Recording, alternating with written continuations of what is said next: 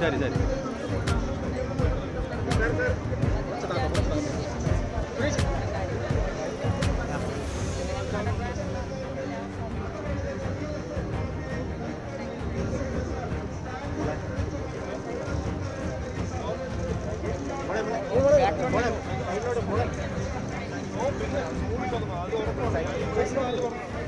നമുക്ക് എല്ലാവർക്കും അറിയാം, ഇത്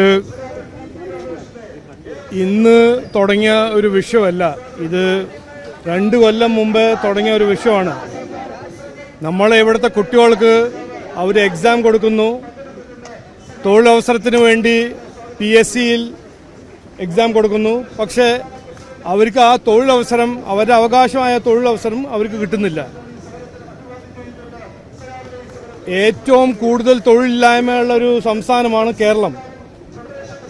ഇവിടെ നടക്കുന്ന കാര്യങ്ങളൊന്നും ചെയ്യാണ്ട് ഇവിടുത്തെ ബഹുമാനപ്പെട്ട മുഖ്യമന്ത്രി ഡൽഹിയിൽ പോയി സഞ്ചരിക്കുന്നു, ഫോട്ടോ ഓപ്പ് എടുക്കുന്നു. പക്ഷേ ഞാൻ അദ്ദേഹത്തോട് അഭ്യർത്ഥിക്കുന്നത്, നമ്മുടെ കുട്ടികളും നമ്മളെ ഈ സംസ്ഥാനത്തിൻ്റെ തൊഴിലില്ലായ്മേൻ്റെ പ്രശ്നം പരിഹരിക്കണം.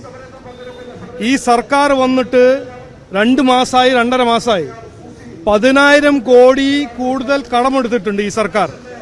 ഒരു ഒറ്റ തൊഴിലവസരം സൃഷ്ടിച്ചിട്ടില്ല, ഒരു കാര്യവും ചെയ്തിട്ടില്ല. ഈ ഇവിടെ ഇരിക്കുന്ന കുട്ടികളുടെ അവകാശങ്ങൾ, അവരുടെ ഭാവിയെ കുറിച്ച് ചിന്തിക്കണം എന്നാണ് ഞാൻ ഇന്ന് ആവശ്യപ്പെടുന്നത്. അവരൊപ്പം BJP ആദ്യവും ഉണ്ടായിരുന്നു, ഇന്നും ഉണ്ടാവും. കൃത്യമായി നമ്മൾ ഈ ഡൽഹിയിൽ കാണുന്ന രാഹുൽ ഗാന്ധിയുടെ നാടകവും CPM ചെയ്യുന്ന നാടകമെല്ലാം നമ്മൾ മനസ്സിലാക്കണം. ഇവിടെ കുട്ടികൾക്ക് കൃത്യമായൊരു പ്രശ്നം ഉണ്ടാവുമ്പോൾ അതിനെ പരിഹരിക്കാൻ അവർ ഒരു കാര്യവും ചെയ്യില്ല, ഒരു വിരല് ഉയർത്തില്ല. എന്നിട്ടാണ് പോയിട്ട് അവിടെ ഓരോന്ന് പറയുന്നത്. ഈ കുട്ടികളുടെ അവകാശമാണ്, തൊഴിൽ അവരുടെ അവകാശമാണ്. ഈ PSCയിൽ ഇവിടെ സമരം ചെയ്യുന്നവർക്ക് ഞങ്ങളുടെ 100% പിന്തുണയുണ്ട്.